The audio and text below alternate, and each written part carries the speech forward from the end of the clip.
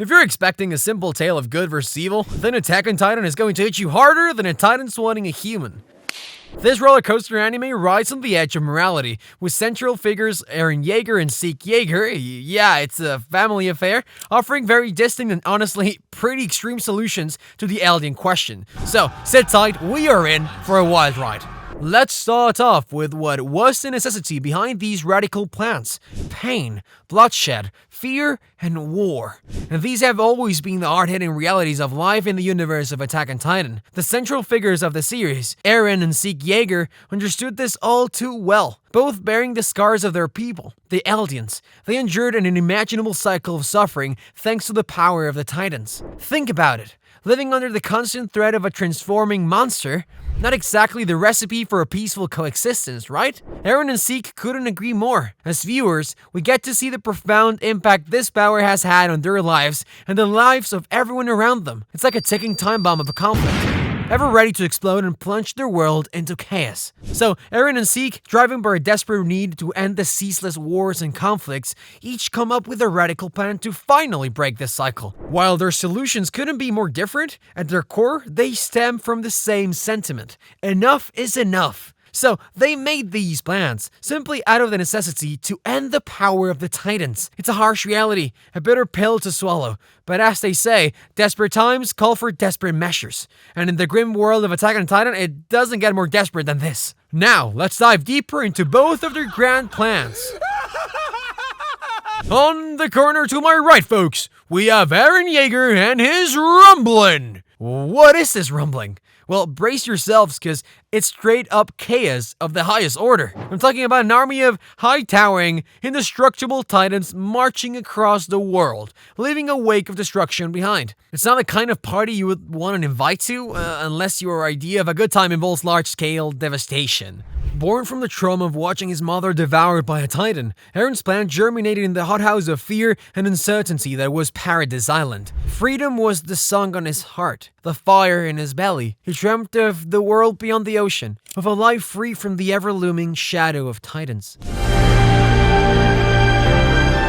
Now here's the thing about dreams. Sometimes they don't live up to the hype. And boy, did Eren learn that the hard way. The world beyond the ocean was not a beautiful paradise, but a churning vortex of hatred and fear for his people, the Eldians. Faced with this harsh reality, Eren's dream of freedom took a dark turn. But Eren is nothing if not resourceful. With the wolves closing in on him, he crafted a plan as ambitious as it was ruthless. The rumbling. It was simple, really. Eliminate all potential threats to Eldia. Okay. Thereby ensuring the safety of his people. The rub?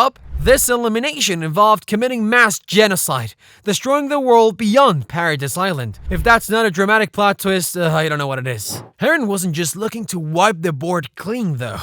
Oh no, he had another trick up his sleeve. He wanted the world to see him, Eren Yeager, as the ultimate enemy of humanity, thereby diverting their hatred from the Eldians.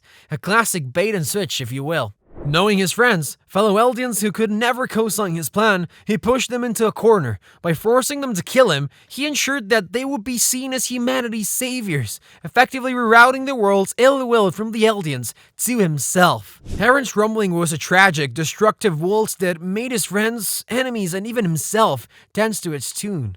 But man, these are some seriously intense decisions. Genocide along with sacrificing himself? It's a lot. Holy shit! Now, on your left, we have Zeke. Imagine the most extreme solution to any problem. Now, double it. Now double it again. You're probably still not close to Zeke's euthanization plan. Zeke's idea of problem solving is like deciding to stop biting your nails by, removing all of your fingers.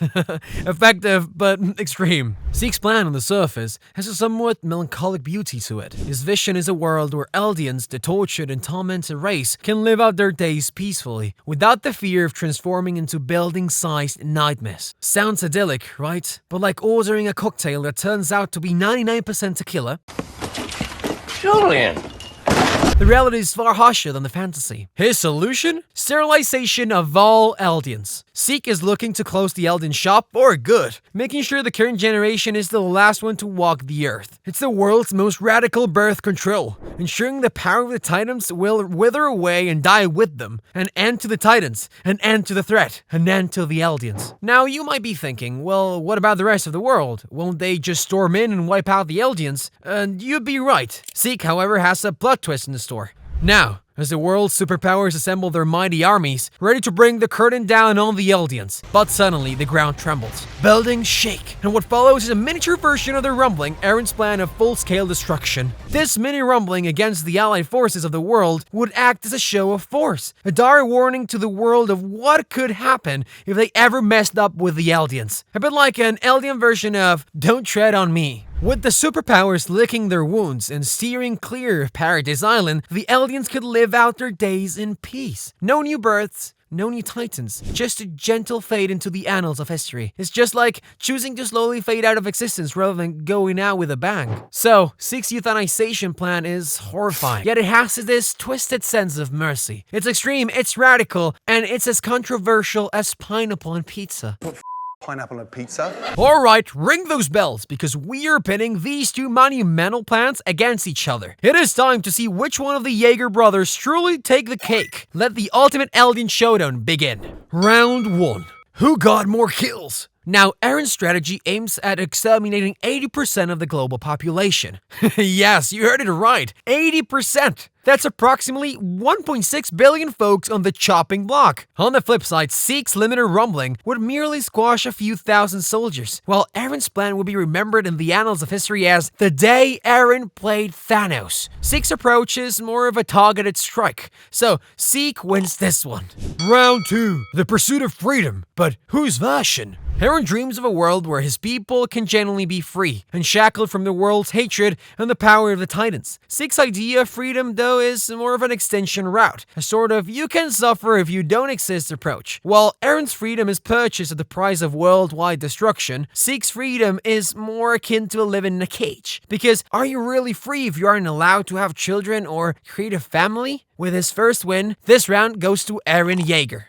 Round 3. What about the squad? Eren's grand strategy allows his friends to emerge as the heroes of the world. It's like he's offering them a grimly wrapped gift box labeled peace, freedom, and security. Zeke's strategy would also keep Eren's friends safe, by the cost of living with the power of the Titans, which, let's face it, isn't the most appealing prospect. Hence, Eren's corner wins another round. Round 4. When the dust settles. After Eren's plan, the Eldians are seen in a new light, and they live without the world's hate. But his plan doesn't exactly spell out world peace. It's more like he pressed the reset button on global power dynamics, creating another loop of uncertainty, or maybe another war in the future. On the other hand, Zeke's plan would have allowed the world to continue as it is, except for the minor detail of the Eldians fading away into history. Another victory for Zeke. So, to be honest, no matter which plan you lean towards, it's not just about survival, it's about what survival costs. And boy, are those prices steep for both of them. Sadly, that is why we can't make either one of them a victor.